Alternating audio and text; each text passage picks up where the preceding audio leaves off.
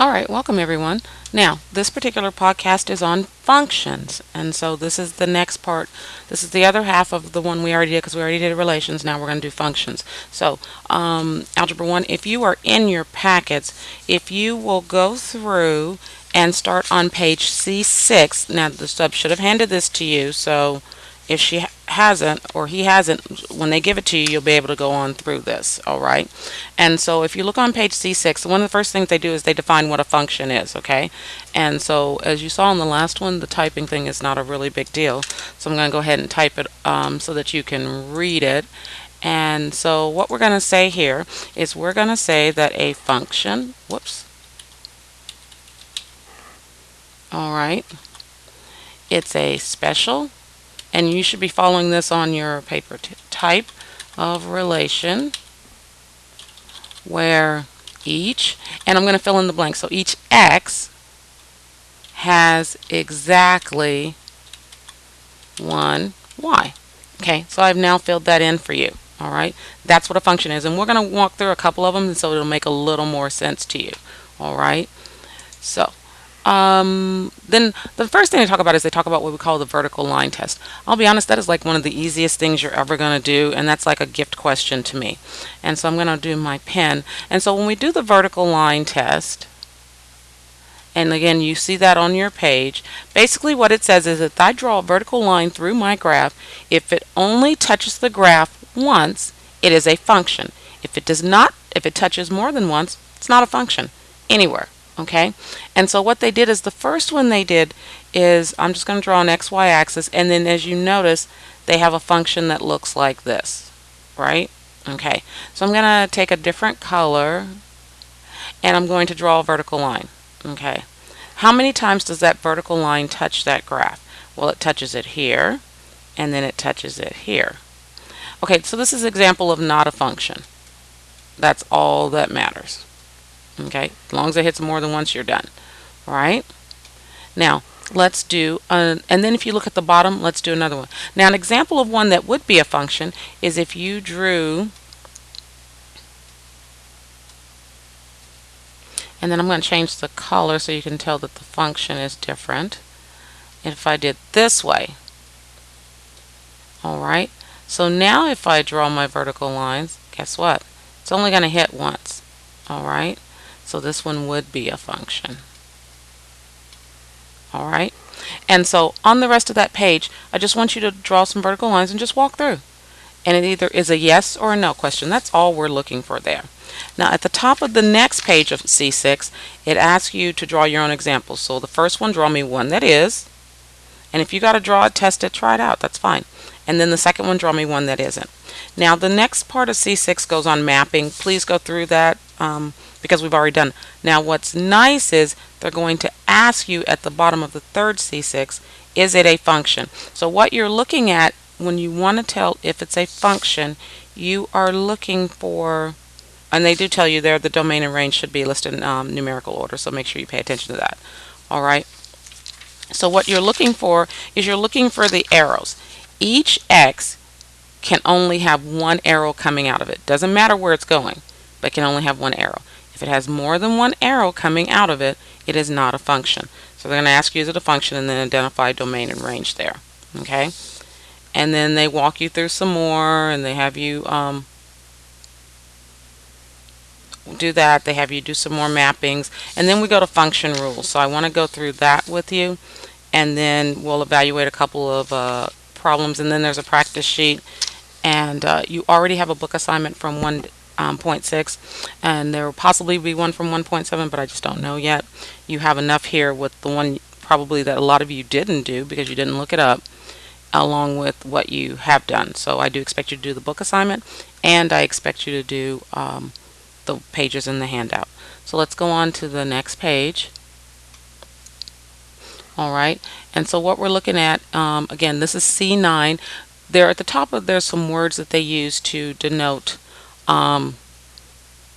that we use with functions, and so they have domain and range, input, output, x, y, x, and f of x. You want to pay attention to that and understand that. And a lot of you, and I mentioned this in class, we talked about the function machine where you have an input, the function rule, and then you have output. And so your input is the x values that you would put in, your output is the y values you would get out, and the function rule is what you're doing to it. And so if you look at the bottom of C9, they give you this as your function rule. All right, this is a point where you will want to have a calculator out, so you either may use your calculators that are on that you have, or the ones on your phones. That's fine. Okay, I don't have a problem with that. And you might want to let the sub hear it, but yeah, if the sub's been in the building, they know we have bring your own devices, so you guys are welcome to use those. And so what we're going to do is they tell you that they want their input when you look at the bottom of the page. You can kind of write this in a table, and that might help. And they tell you what they want the inputs to be: 1, 3, and 5. So what I'm going to do is I'm going to do each one of these equations changing x. So I'm going to do 2 times 1 minus 3. Here's the one that they gave you. So y equals 2 minus 3, so y equals negative 1. So there's your negative 1. All right. Now we're going to do it again, only this time x is going to be 3. So y equals 2 times 3 minus 3. Y equals 6 minus 3. Y equals 3. And there you go. Again, feel free to pause if you think you can do this and then watch my answers. So then y equals 2 times 5 minus 3. Now the equation, guys, is coming from right here. So y equals 10 minus 3, y equals 7. And there you go. You have just completed a function rule. Okay. Now, they show you that another way to write it, instead of writing y equals, is to write f of x. There's nothing special about that. It's the same thing as y. So instead of, and if you notice on the previous page, we looked at the ways to write it. And then when you write, instead of writing y, you write f of x. And it's read f of x. It's not read f times x. Okay? So please take a note of that. Now, the next one, here they want you to figure out what is the function rule. So they have you do it with some numbers there. And that's what you're going to do, is fill in the table.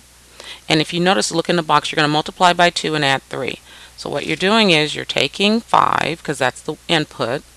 So you're going to have 5 times 2 plus 3. That's what I'm doing. So 10 plus 3. So that should give me 13. And if you look at your page, you notice 13 is where they have the output. So what's my rule? Now the 5 is your x. So I'm going to write f of x equals, instead of x times 2, I'm going to be 2x plus 3. And there's my function rule. Okay, so fill in the table, and then they ask you to do it again with what is, when x is negative 4, what is it? And then the B part, determine the output for the following function.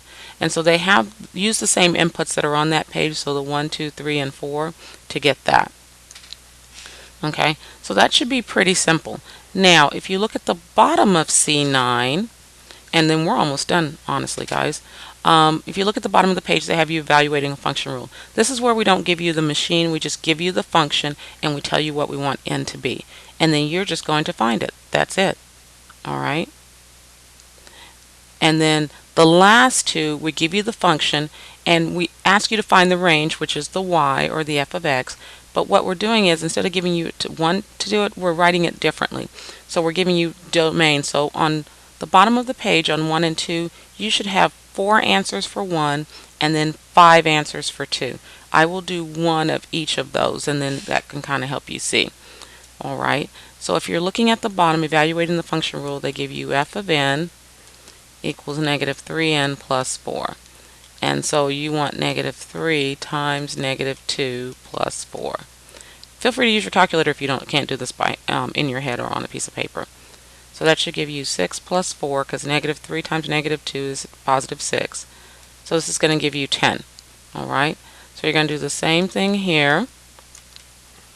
And you're going to have 4n squared plus 3, following order of operations. So you're going to have 4 times the negative 2, because that's what they gave you, plus 3. And I need to square that. So negative 2 squared is going to be a positive 4 plus 3, because you do that order of operations, says you do the powers and roots first. So it's going to give you 16 plus 3, so that's 19. Okay, that takes care of you through those two. Now I'm only going to do 1 on 1 and 1 on 2.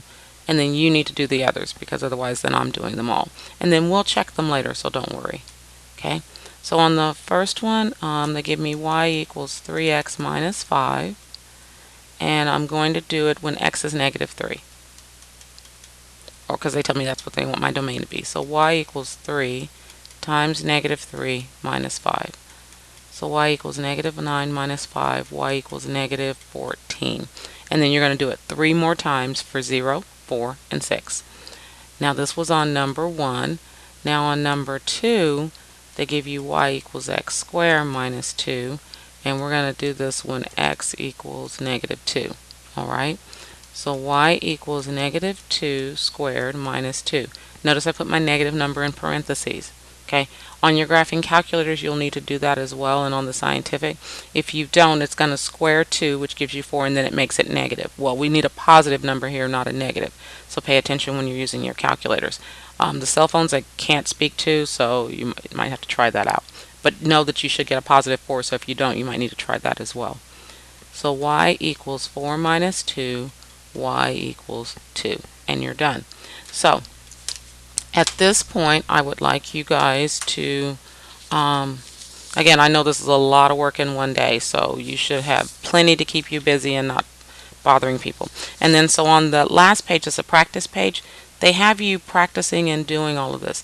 The first 10 are you're going to tell me if they're a function or not. Okay? Keep in mind that for every x, there's only one y. So if x is repeated, it's not a function. That's all you got to know. It is not a function. On 11, 12, and 13, I would do the vertical line test. Okay? So there you go.